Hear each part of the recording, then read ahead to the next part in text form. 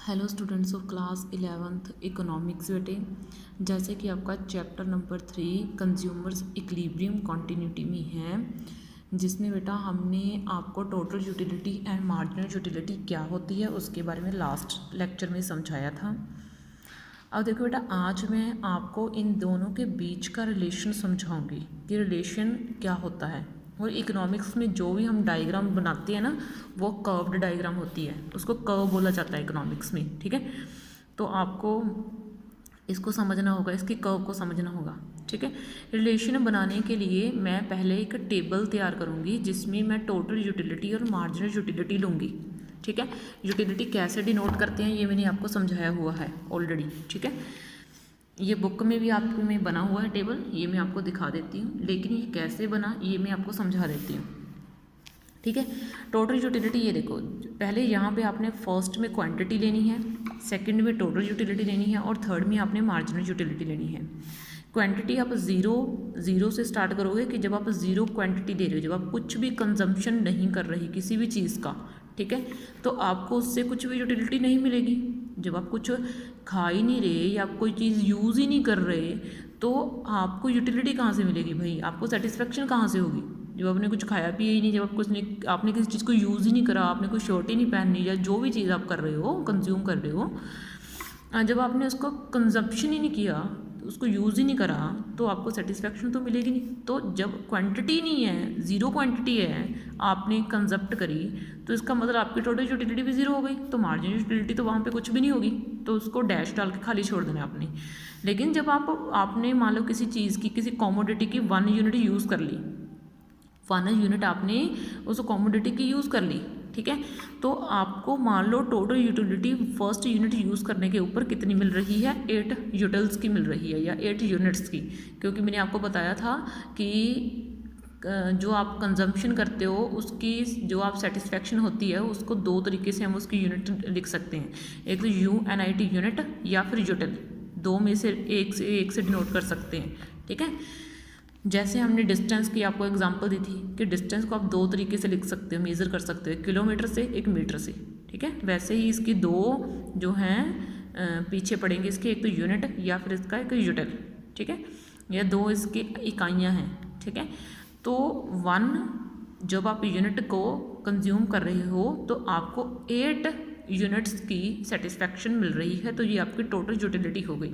ठीक है, तो देखो यहाँ पे मार्जिनल यूटिलिटी कैसे निकलेगी, मैंने आपको ये फॉर्मूला करवाया हुआ है, TUN-TUN-1, यानी कि नीचे वाली में से ऊपर वाले टोटल यूटिलिटी माइनस कर दो। नीचे वाली 8 है, ऊपर वाली 0 है, तो कितना आ गया आपका मार्जिनल यूटिलिटी, कितनी आ गई, 8। ठीक है, अब समझो टेबल में क्या बोला गया है, टोटल यूटिलिटी बोला गया है। टोटल यूटिलिटी यानी कि जितनी यूनिट्स आप कंज्यूम कर रहे हो, सभी यूनिट से मिलने वाली सेटिस्फेक्शन का टोटल कर दो। ठीक है, कि जितनी यूनिट्स आप यूज़ कर रहे हो सभी से मिलने वाली सेटिस्फेक्शन का टोटल कर दो, तो आपकी टोटल यूटिलिटी आ जाएगी। और मार्जिनल यूटिलिटी में मैंने आपको क्या बताया था कि एक एक्स्ट्रा यूनिट यूज़ करने के ऊपर आपकी टोटल यूटिलिटी में जो इंक्रीमेंट होता है वो आपकी मार्जिनल यूटिलिटी होती है। ठीक है, तो देखो अब मैंने सेकंड यूनिट है, सेकंड यूनिट कंज्यूम करके मान लो मेरे को 6 यूनिट की सेटिस्फेक्शन मिल रही है। क्योंकि जैसे जैसे मैंने आपको बोला था कि आपको एक एग्जांपल दी थी मैंने कि जब आप खाना खाते हो तो पहली जब आप चपाती खाते हो तो आपको बेहद भूख लगी होती है और आपको बहुत अच्छी लगती है, तो आपको सेटिस्फेक्शन ज़्यादा मिलेगी।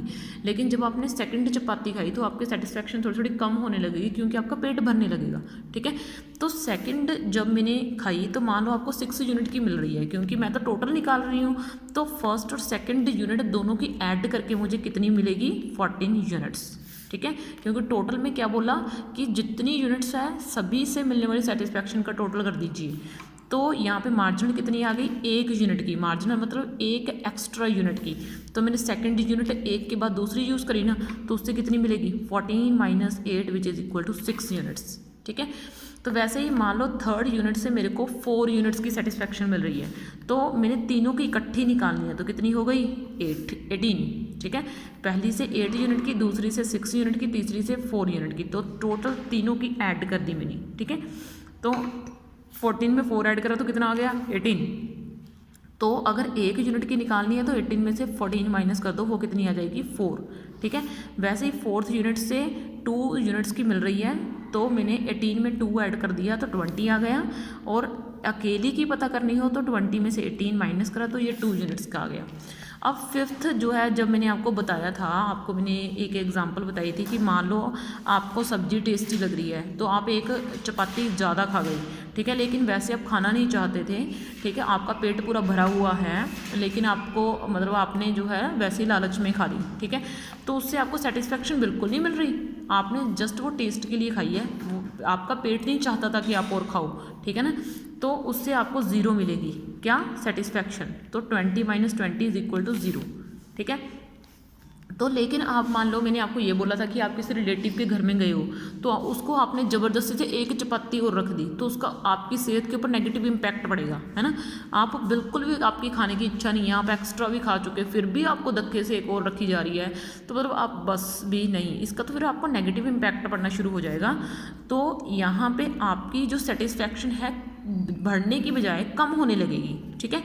तो कितनी कम हो गई, देखो 18 minus 20 which is equal to -2। और मैंने आपको ये भी समझाया था कि आपकी मार्जिनल यूटिलिटी पॉजिटिव भी रह सकती है, 0 भी रह सकती है और नेगेटिव भी रह सकती है। पॉजिटिव क्यों रह सकती है, क्योंकि जब तक आपका पेट नहीं भरता आप तब तक पॉजिटिव हो, जब आपका पेट भर गया तो देखो बेटा, मैंने आपको ये बताया था कि पॉजिटिव कब तक है, हम जब तक हमारा पेट नहीं भर जाता तब तक तो हम मार्जिनल यूटिलिटी पॉजिटिव है।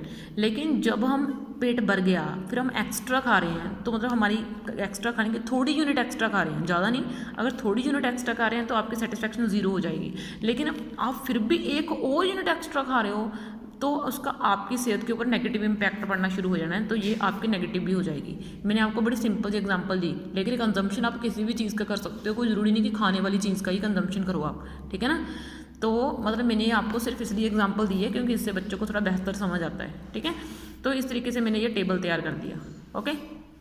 अब मैं सिर्फ आज आपको टोटल यूटिलिटी और मार्जिनल यूटिलिटी की डायग्राम समझाऊंगी, रिलेशन नहीं समझाऊंगी, ठीक है। तो देखो बेटा, मैं आपको समझा रही हूँ टोटल यूटिलिटी के डायग्राम के बारे में, ठीक है। सिर्फ मैं आज आपको टोटल यूटिलिटी के डायग्राम के बारे में अच्छी तरह से समझाने वाली हूँ, रिलेशन अभी नहीं कराऊंगी, मैंने आपको टेबल समझा दिया है, ठीक है। आप ना टेबल में एक खासियत देखो टोटल यूटिलिटी की, टोटल यूटिलिटी पहले तो बढ़ रही है, देखो पहले 0 है, 0 से कर्व स्टार्ट करेंगे हम, ठीक है, फिर ये बढ़ती जा रही है, देखो 8 से 14 हो गई, 14 से 18 हो गई, 18 से 20 हो गई, लेकिन एक जगह पर ये क्या है, सेम है, देखो नेक्स्ट वे ऊपर फिर 20 रह जाती है, फिर तीसरी जगह तीसरे पॉइंट पे आके ये क्या हो जाती है, यहाँ पे लास्ट में ये कम होने लगती है। तो इससे हमें कर्व के बारे में ना थोड़ा एस्टिमेशन हो जाएगा कि हमारी कर्व कैसे बनेगी। 0 से स्टार्ट होगी, फिर बढ़ती जाएगी, फिर एक जगह पर रुक जाएगी, फिर वो नीचे गिरने लगेगी, ठीक है। तो ऐसे है ये हमारी कर्व। मैं आपको कर्व अच्छे से समझाती हूँ। यहाँ पे आपने y एक्सिस लेना है, यहाँ पे हमारा x एक्सिस होता है, यहाँ पे o ओरिजिन होता है, और जो यूटिलिटी होती है उसको हमेशा यहाँ पे डिनोट करा जाता है, ठीक है। यहाँ पे यूटिलिटी आती है और यहाँ पे आपने क्वांटिटी लेनी है, ठीक है, यहाँ पे आपकी क्वांटिटी होगी, ओके। तो देखो सबसे पहले ये 0 से स्टार्ट हो रही है, ठीक है, 0 से, यानी कि यहाँ से कर्व आपकी स्टार्ट हो रही है, ठीक है। क्यों, क्योंकि जब आपकी क्वांटिटी 0 है तो आपकी टोटल यूटिलिटी भी 0 है। तो ओरिजिन का मीनिंग क्या है, दोनों चीज़ें 0 हैं, क्वांटिटी भी 0 और टोटल यूटिलिटी भी 0। तो कर्व आपकी यहाँ से स्टार्ट होगी, कहीं से भी आगे पीछे से कर्व स्टार्ट मत करना, टेबल के हिसाब से देख लेना कि आपकी क्वांटिटी 0 है तो आपकी टोटल यूटिलिटी भी क्या हो जाएगी, 0, यानी कि आपकी कर्व 0 से स्टार्ट हो जाएगी।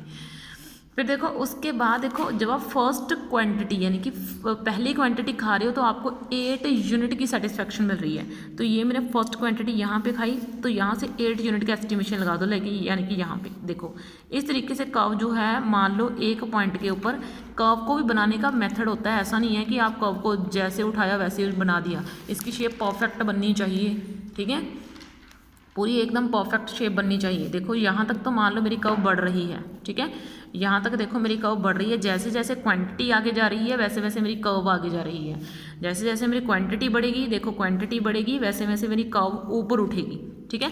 लेकिन एक पॉइंट के ऊपर आके ये सेम रह जाएगी। देखो मैं यहाँ पे इसको थोड़ा सा ऐसे कर रही हूँ, ज़्यादा नहीं करना, अगर ज़्यादा करोगे तो ये कर्व थोड़ी गलत हो जाएगी आपकी, ठीक है। तो यहाँ तक मैंने क्या कर दिया, सेम कर दिया, ठीक है। यहाँ पे क्या है, आपकी सेटिस्फेक्शन मैक्सिमम है कि बस अब इससे ज़्यादा नहीं, यहाँ पे मैक्सिमम TU हो गई, यानी कि इससे ऊपर जो है आपकी ये कर्व नहीं जा सकती। ठीक है, 20 देखो इसमें सभी में मैक्सिमम है ना, इस टेबल में सबसे बड़ा कौन सा नंबर है, 20 है, तो 20 यानी कि सबसे बड़ा नंबर, यानी कि सबसे हाईएस्ट TU। ठीक है, लेकिन उसके बाद ये देखो जब ये सेम रह जाएगी थोड़ी सी, उसके बाद ये देखो 20 सेम, उसके बाद ये क्या हो गई 18 कम होने लगी, तो ये मैंने थोड़ी सी नीचे की तरफ कर दी। ठीक है, थोड़ी करना, ज़्यादा नहीं, जितनी यूनिट्स आप ज़्यादा खाते जाओगे उतनी ये नीचे गिरती जाएगी, जितनी ज़्यादा खाते जाओगे उतनी नीचे गिरती जाएगी। समझ में आई बात? ठीक है, लेकिन इकोनॉमिक्स में हम इसको इतना ही शो करेंगे, ज़्यादा नहीं। ठीक है, तो ये क्या है, नीचे गिरने लगी, यानी कि इसका गलत इम्पैक्ट पड़ने लगा। ठीक है, तो ये आपका पॉजिटिव शेप हो गई, इतनी सी शेप। मैं इसको 3 स्टेजेस में डिवाइड कर देती हूँ। ठीक है, फर्स्ट स्टेज क्या हो गई, ये आपकी हो गई पॉजिटिव स्टेज। ठीक है, उसके पॉजिटिव का मतलब इंक्रीजिंग शेप। ठीक है, इंक्रीजिंग स्टेज यहाँ पे आपकी बढ़ रही है। फिर यहाँ पे है कांस्टेंट स्टेज। कांस्टेंट का मीनिंग है जब ये कांस्टेंट है, खड़ी है, ना तो बढ़ रही है ना कम हो रही है।